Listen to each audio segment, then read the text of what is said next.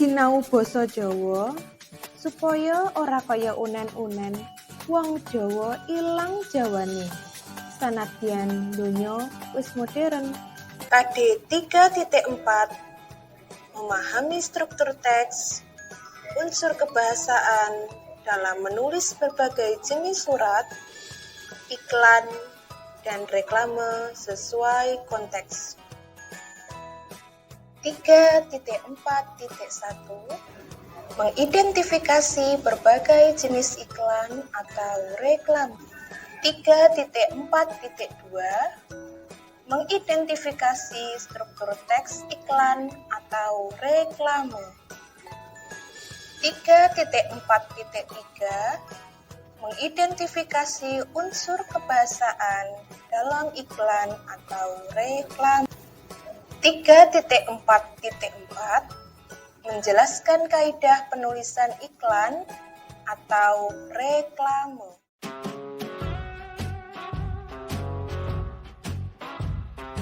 Pariwara yaiku sawijine pesen ngenani promosi produk utawa layanan jasa kang digawe dening produsen kanthi inisiatif.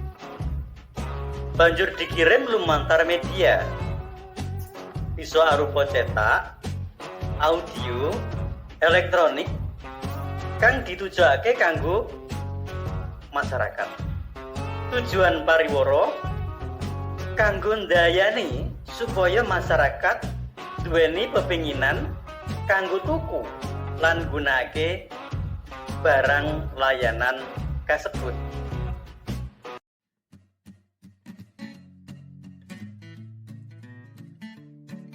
Jinis iklan kaperang dadi loro, yaiku miturut ancas utawa tujuan lan miturut kagunan. Iklan miturut ancas kayata iklan komersil lan layanan masyarakat.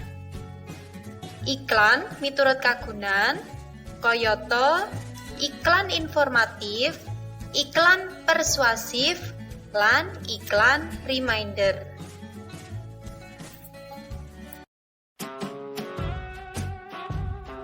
Iklan komersil yaiku iklan kang duweni tujuan kanggo nawakake sawijine produk, barang, lan jasa.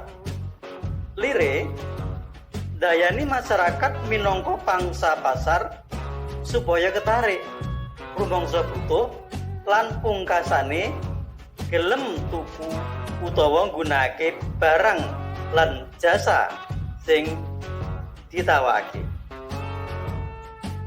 Iklan layanan masyarakat yaiku iklan kang duweni tujuan adol gagasan kanggo kepentingan sosial lan pelayanan tumrap masyarakat. Biasane arupa ajaan, pranyatan utawa himbauan marang masyarakat kanggo nindakake utawa nyegah sawijining pakarti kanggo kepentingan umum. Iklan informatif yaiku iklan kang ngenani informasi menawa dumadi owah-owahan rega, kemasan utawa owah-owahan liyane tumrap produk sing wis ana.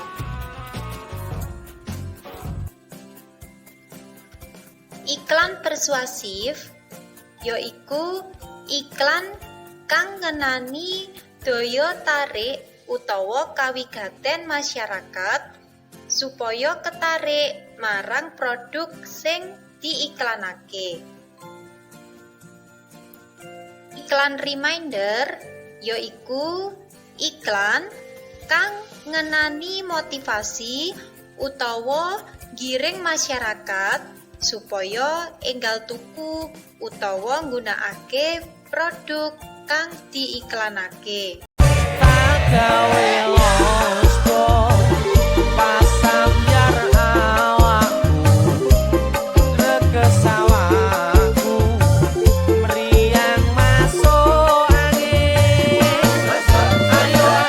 Minum